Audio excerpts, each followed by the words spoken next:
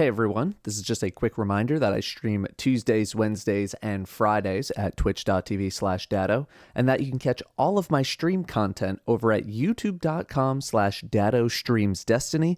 The link is in the description. Season 20 recap, here we go. Story first, you know the drill. I know it seems like forever ago, but the story was wrapped up on March 28th. Lightfall dropped on February 28th, so it's basically been 2 months, minus the finale mission. Seems like forever ago, but yeah, here we go. The Season 20 story was an extension of the events of Lightfall, with the main focus on Amanda Holliday, considering, we got a nice cutscene about her backstory in week 3. Devram, Mithrax, Crow, and Mara are also major players in the story events of the season. Many citizens have been getting captured by the Shadow Legion, and it has been our job pretty much all season to go save them while slowly pushing the Shadow Legion out of the EDZ. While most of the season pretty much consisted of go save people, the most eventful week of the season was week 4, where you go on a mission to, yes, save more people. Aramis makes an appearance saying that if the team continues with the current rescue mission that they are on, that they will die. Aramis appeared in a week 3 radio message talking with Mithrax about the continued issues they are having in their leadership roles and how to handle them, etc., etc. Mithrax knows that Aramis is telling the truth about their potential fates, but Amanda continues on anyway. The Guardians succeed in dispatching of the major threats, but as Amanda enters a room to help free some prisoners, the entire base goes into lockdown. She is successful in helping Mithrax escape, but as a result, dies in an explosion, which is the trap that Aramis was foreshadowing. The final week of the story features more dialogue from the remaining characters, and the true finale is where we infiltrate the Shadow Legion prisoner ship and take it out once and for all. This season's story arc was pretty short, only lasting about 5 weeks as opposed to the usual 7 or 8, but that is again likely due to the launch of the new expansion, and seasons that launch with an expansion tend to have a much shorter story. As for the big ticket story moment of the season, I didn't feel great about how Amanda Holliday went down, literally went down. She's been a character for such a long time, and to have her just go out in an explosion that we had a feeling was a trap to begin with just felt sad, not deserved. I'm not sure the words that I'm looking for here. I don't want to say disappointing, but that's kind of how I felt.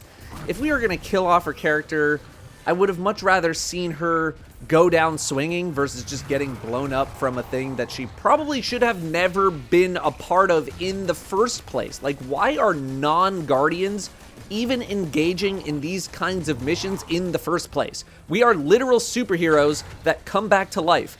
Why is non-Guardian life being risked like this? I get that she wants to be in the field and all that, so, maybe it's just kind of an inevitability, but still, I don't know. The Crow's response to her death was really only felt in a radio message. He only says a few words about it, but that was the most impactful stuff he said about Amanda. Otherwise, if you didn't listen to the radio messages, it almost felt like he shrugged it off, especially considering his demeanor in the finale mission where you go blow up the Shadow Legion's main ship. Feels like Zavala felt more grief for Amanda's death than any other character, although his lines feel like they hit extra brutally hard because Lance Reddick, the voice of Zavala, died 3 weeks into the start of Season 20, with his major appearances being close to or after his death. At the time, there was a lot of conversation about having the Traveler resurrect Amanda Holliday and all that kind of stuff, but I just feel like that would cheapen her death, not to mention that we've already had a story arc based on that exact thing happening with Aldrin and now the Crow. We've been through the whole this person is a completely new person and deals with their unknown past thing, and arguably in a much more interesting way. Amanda coming back would just be a rehash of it, but maybe without the theatrics of dealing with being a person that used to be bad in their old life. I think that's really all I have to say. I would have liked Amanda's death to have been a bit more, grandiose. Although in retrospect, I don't know if that really fits her character. It just felt weak. Like, that's how she goes down just because she's stubborn and wanted to go on this mission? I know a lot about being stubborn. I'm not that stubborn. Otherwise, I think it was pretty fine. I did appreciate the tone of the season much more than I did the tone of Lightfall, though. Devrim's a solid character. Amanda's pretty good. So that's where some of the redemption kind of comes through for how I feel about the story. Tonally, I felt pretty good about it.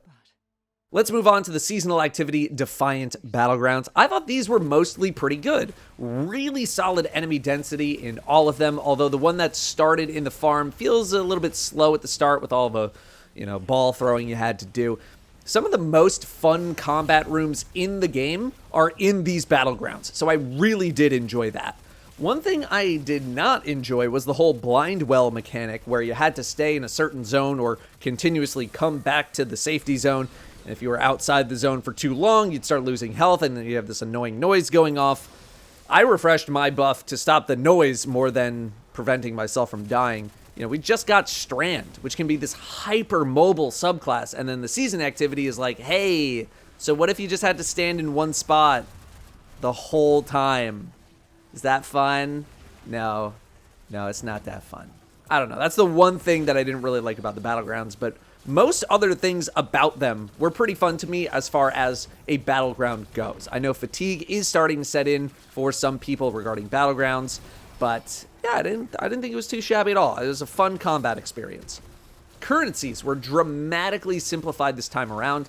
Engrams being saved on the Helm vendor instead of your inventory was a massive quality of life improvement. The main currency was Defiant keys. You found these just by doing things in the game. You used them at the end of a battleground to get some bonus loot. That's pretty much it. Kept it very simple, and I'm anticipating that Bungie will continue to keep it simple, as Bungie has said that is one of their goals moving forward. Keeping things simple and easy to understand. So I respect it. We also received an exotic mission in the form of Avalon, which features the return of Asher Mir, the NPC vendor from IO. It looks like he finally found his way into the Vex network. This dude was very obsessed with the Vex, in case you were not around during his time. He was, for lack of a better term, infected by the Vex way back when, and when IO went away, the last we heard of him was that he went into the Pyramidion in an attempt to gain some form of control on the Pyramidion itself, so that when the pyramid ships showed up, they would not be able to gain control of the Pyramidion. I am paraphrasing the hell out of this. Lore masters, you can explain if you want in the comments. Turns out, he's still alive, and now inside the Vex network, digging around to see what the Vex know about the darkness and the pyramid ships and all that kind of stuff. In terms of the mission itself, it also features some really fun combat sections, especially on Legend Mode, which did receive a substantial nerf compared to its original difficulty. It has a small amount of puzzle solving, but this was mainly a combat-themed mission. The weapon you get from this is called Vexcalibur, a glaive with overshield generating potential. There were also some secrets scattered throughout the mission, along with 3 catalysts for you to go get in order to give Vexcalibur another perk of your choice among the 3 catalysts. Speaking of weapons, the weapons of Season 20 were okay out of 10. Regnant seemed to be the most popular of the bunch out of the gate, thanks to the grenade launcher buff that came with the season. However, this buff was eventually overshadowed by the strength of machine guns, and overshadowed by the fact that other damage strategies were still vastly superior, and thus the hype fell off very quickly afterwards. I don't think any of the weapons are terrible. I don't think this is a Season of the Lost situation, but they're also not making a ton of headlines either. I think the Neomuna weapons are the ones getting a bit more hype, but those are much more annoying to go grind the red borders for. That being said, the red border farming situation for the season weapons, when it came to these weapons, was significantly easier than previous seasons, and as long as you were somewhat active on the game, it should have been somewhat easy to get all of the red borders within the season without any substantial grinding. I also suspect that this is going to be very common with seasonal weapons going forward. Vergla Curve was the exotic weapon of the season, which I think is an incredibly fun weapon, although it was, and I think still is, hampered by a bug as of this video's release. That bug is that Whisper of Fissures causes the bow to not exactly work as intended, which is unfortunate as Fissures is a pretty good fragment given what this bow does. Still though, I think this bow is quite a lot of fun in low and mid-tier content where you can just rapidly stack stasis bow shots and spam tons of crystals everywhere, although there is a little bit of nuance to making that work. And I do think once Whisper of Fissures and this bow's interactions are working again properly, that this is going to gain a lot of popularity. The seasonal artifact for Season 20 was easily the strongest one we have ever gotten, with builds being capable for Solar, Void, and Strand all at once.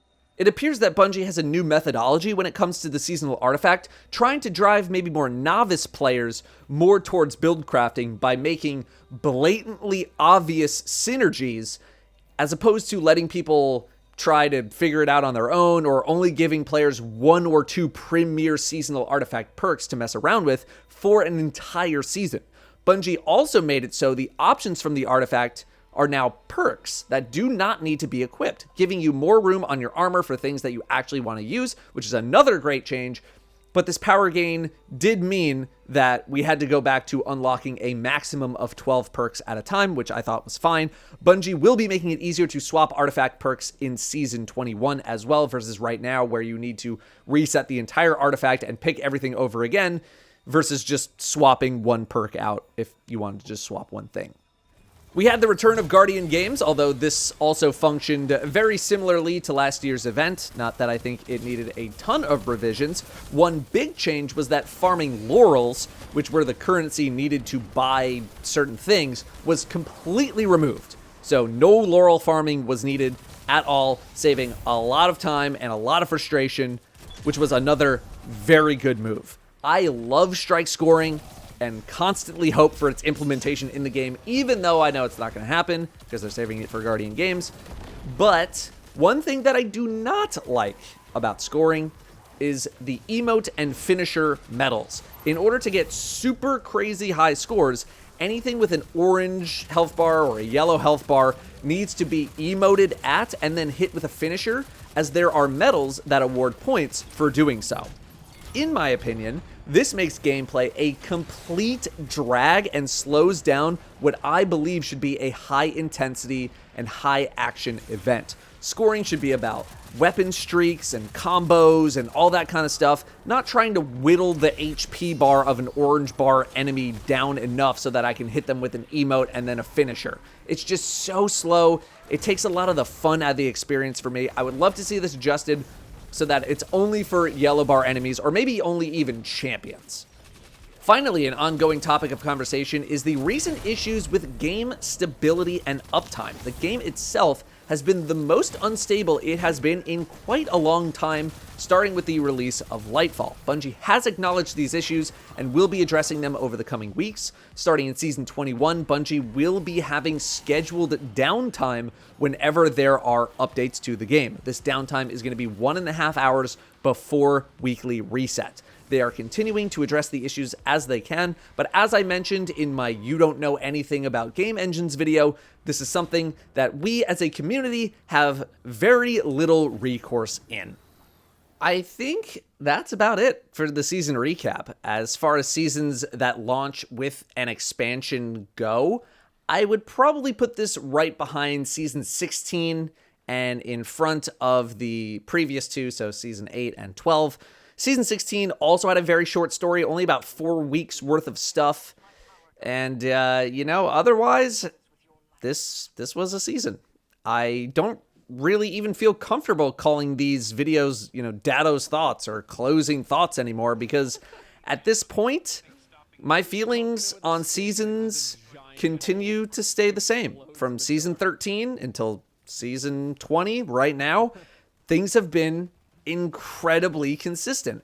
That's both good and bad. It helps to have some level of expectations, but those expectations mean little in the way of excitement because we pretty much know exactly what we're going to get season over season. I think this season was yet again in line with the offerings that we have gotten over the past 2 years as far as seasons go. Next season is likely to be the same, but seasons 22 and 23 have the potential for higher highs or lower lows. This is because the feedback that seasons were getting too predictable came at a time where Bungie had already wrapped work on multiple seasons, and that the earliest they'd be able to actually do something about this feedback is in season 22 and 23. There might be some small things in season 21, but I'm not really counting on season 21 being dramatically different from season 20 in terms of the offerings.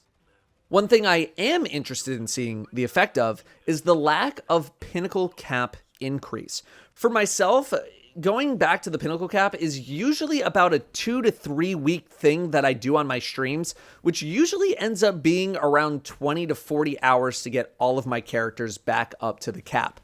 That is time that no longer needs to be spent on leveling, but that is also time that I now no longer need to spend on the game at all, really. This is an example of literally just ripping leveling out of the game, but it not being replaced with anything in terms of progression, maybe save for Guardian ranks.